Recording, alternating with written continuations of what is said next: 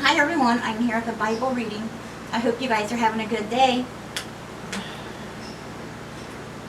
Today we're going to be reading 2 Peter chapter 2, the whole chapter, which will be reading about false teachers and their destruction. And then we'll be reading Psalm 119, verses 113 through 128. And we'll be ending today's Bible reading with Proverbs chapter 28, verses 19 and 20. Okay, so let me put that over there.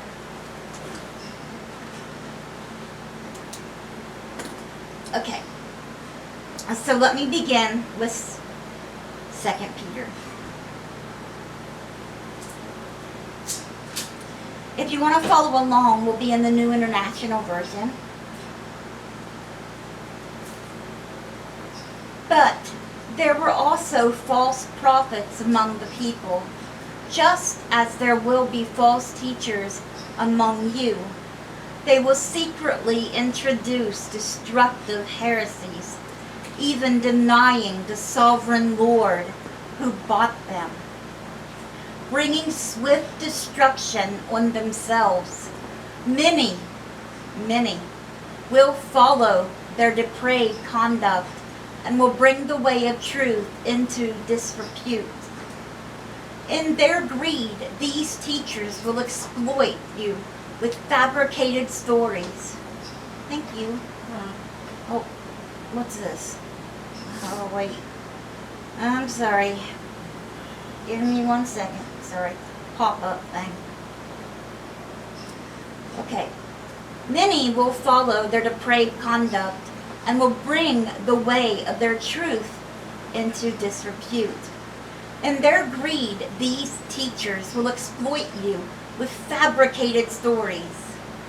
Their condemnation has long been hanging over them, and their destruction has not been sleeping. For if God did not spare angels when they sinned, but sent them to hell, putting them in chains of darkness, to be held for judgment, if he did not spare the ancient world when he brought the flood on its ungodly people, but protected Noah, a preacher, and of righteousness, and 7 others, which you remember yesterday we talked about who that was. It was Noah and his wife, their 3 sons, Ham, Shem, and Japheth, and their wives, the boys' wives. If he condemned the cities of Sodom and Gomorrah by burning them to ashes and made them an example of what is going to happen to the ungodly, and if he rescued Lot, Abraham's nephew, a righteous man who was distressed by the depraved conduct of the lawless, for that righteous man living among them day after day was tormented in his righteous soul by the lawless deeds he saw and heard. If this is so, then the Lord knows how to rescue the godly from trials and to hold the unrighteous for punishment on the day of judgment. This is especially true of those who follow the corrupt desire of the flesh and despise authority. Sorry. You know, my mouth gets super dry. Okay, let's see here. I wanted to stop and tell you guys about it. I was waiting on a sentence to cut off so I can, but it just now did. I was talking about if God did not spare the angels when they sinned, but sent them to hell, putting them in chains of darkness to be held for judgment. You're thinking, why did he chain up angels and send them to hell? Well, that's because they were dark angels, you might as well say. They were followers of Lucifer, of Satan. They were trying to help him to overthrow God so he could become God himself. they were bad. They were all working together. So when God threw Lucifer down, he threw the angels down, those angels down as well. The dark angels. So that is what that is talking about right there. They were trying to get rid of God and take over. Okay, so let's continue. Bold and arrogant, they are not afraid to heap abuse on celestial beings. You imagine standing in your living room and a big, beautiful angel from heaven came and stood in front of you. They say they're very, very tall. And you are not amazed and filled with love and awe, but rather you stand there and cuss them out and threaten them. Can you imagine? You got Satan inside of you, right? Yet, even angels, although they are stronger and more powerful, do not heap abuse on such beings when bringing judgment on them from the Lord. But these people blaspheme in matters they do not understand. They are like unreasoning animals, creatures of instinct, born only to be caught and destroyed. And like animals, they too will perish. And then they will face the Lord. They will face the Lord when they perish. And the celestial beings, the angels, and Satan, and the demons. And I'm sure you imagine in your head where they're going to end up for eternity. They will be paid back with harm for the harm they have done. Their idea of pleasure is to carouse in broad daylight. They are blots and blemishes, revealing in their pleasures while they feast with you. With eyes full of adultery, they never stop sinning. They seduce the unstable. They are experts in greed and a cursed brood. They have left the straight way and wandered off to follow the way of Balaam, son of Bezer, who loved the wages of wickedness. But he was rebuked for his wrongdoing by a donkey. That's true. You heard that right. But he was rebuked for his wrongdoing by a donkey.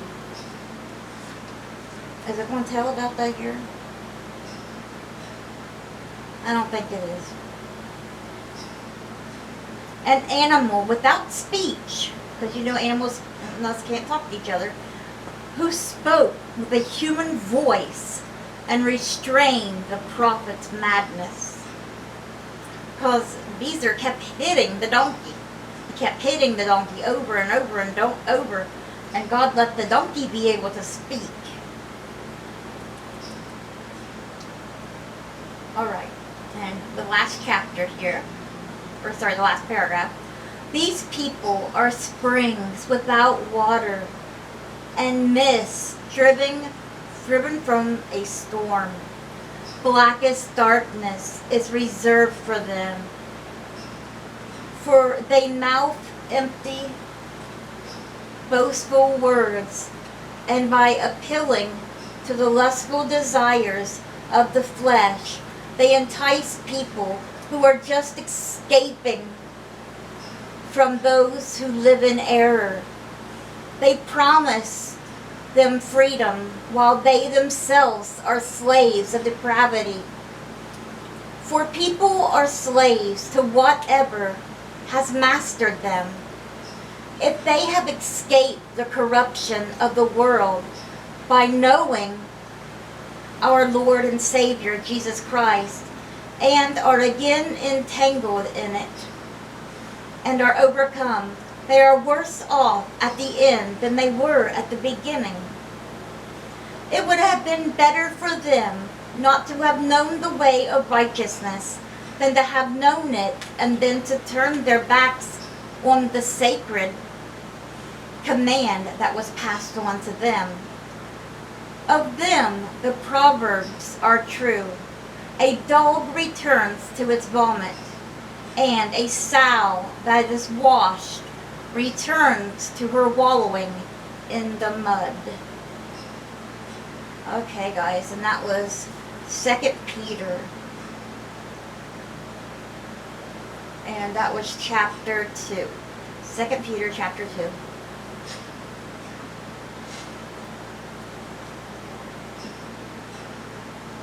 Oh, sorry about that. Okay. Now let's start our psalm. Psalm 119 verses 113 through 128. Okay. Shank says, I hate double-minded people, but I love your law. You are my refuge and my shield. I have put my hope in your word. Away from me, you evildoers, that I may keep the commands of my God. Sustain me, my God, according to your promise, and I will live. Do not let my hopes be dashed. Uphold me, and I will be delivered. I will always have regard for your decrees. You reject all who stray from your decrees. For their delusions come to nothing. All the wicked of the earth you discard like dross. Therefore, I love your statutes. My flesh trembles in fear of you. I stand in awe of your laws. And Ayan says, Ayan, I have done what is righteous and just. Do not leave me to my oppressors. Ensure your servant's well-being. Do not let the arrogant oppress me. My eyes fell, looking for your salvation, looking for your righteous promise. Deal with your servant according to your love, and teach me your decrees. I am your servant. Give me discernment, that I may understand your statutes. It is time for you to act, Lord. Your law is being broken, because I love your commands more than gold, more than pure gold, and because I consider all your precepts right. I hate every wrong path. Alright, guys, and that was Psalm 119 verses 113 through 128 today.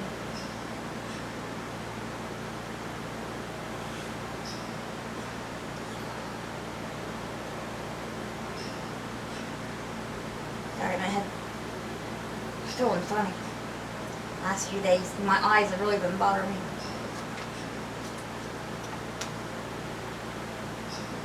I think I need more light in here. So. Okay, Proverbs chapter 28, verses 19 through 20. Those who work their land will have abundant food, but those who chase fantasies will have their fill of poverty. A faithful person will be richly blessed, but one eager to get rich will not go unpunished. Alright, guys, that was our Bible reading for today. I hope it touched your hearts. How's the weather where you guys live? It's been raining off and on here. That's what it was doing yesterday. The wind was crazy, though. Like the pine trees were bending. And the tree that's right up against our apartment building on this side. I'm afraid it's going to fall one of these days. But, do you mind? Open them up. Okay. All right, guys, let me go over our prayer requests. Please keep the following people in prayer. If you have a prayer request, you can send it to my email at missycrabtree@yahoo.com, all lowercase letters, or you can put it in the comments down below. Okay, and I will add to the list. Please keep the following people in prayer. Rhonda Karshner. Mom's been having, that's my mom, she's been having really bad back pain. And remember, she was ended her treatment for breast cancer. Please pray for Sherm. I had to call them today, the doctor, and tell them, because they kept calling, reminding of his appointment Wednesday for the surgeon, and I had to tell him that he's not going to be able to come right now because he can't have it right now, because he can't find nobody to go with us to, you know, be able to take me around, and he won't go without me. I don't want him to. And also his stomach's really been bothering him, so I called his internist and made an appointment, but of course they couldn't get him until February, so that's going to be a little while. Please pray for Cindy and Jim Welsh, Dora Carper, Jason Dempsey, Abby Myers, Jimmy Myers, Donna Dunlap. I told you guys she's got cancer, and she started breaking out in knots on her stomach and stuff, and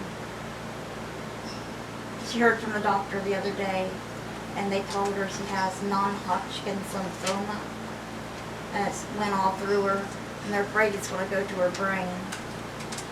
So please keep her in your prayers. We've known her for many, many years. Her and my Aunt Pat are like really good friends, and her husband Ray, he actually married Sherman and I.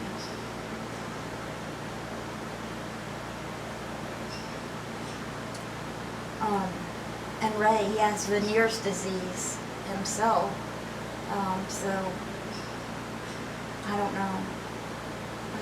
Please just keep them, Donna Dunlap and her family, in your prayers, please. Please pray for Heather Whitting. I have not seen or heard an update for her, but she had stage 4 terminal cancer, and when they was asking for the donations, that's the last I heard. Please pray for Joyce Light, Danette Rager, Layla and her son Emil. Layla's still in the hospital as far as I know. So please keep her in prayer. I don't know what's going on, but please pray that she gets better and gets to come back to her house.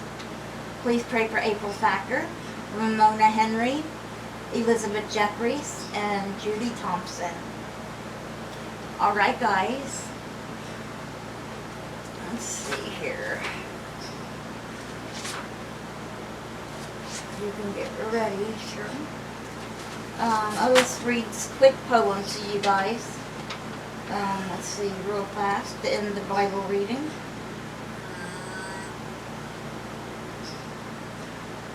I'm trying to find the one. Which one should I read today? Here, I'll read this little one. That's just called Open a Book. I did! You did, didn't you?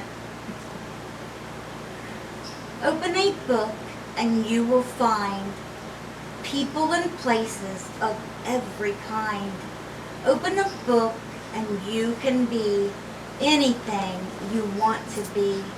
Open a book and you can share wonders, words you will find in there. Open a book and I will too. You read to me and I'll read to you. That's a good one. That's cute. I think I want to do a video of that and send it to Claire and Emma, our little baby cousins. I hope you guys have a great rest of your day. Let's bring those souls to Jesus, and God willing, we'll see you guys again tomorrow with another Bible reading. Bye guys. God bless.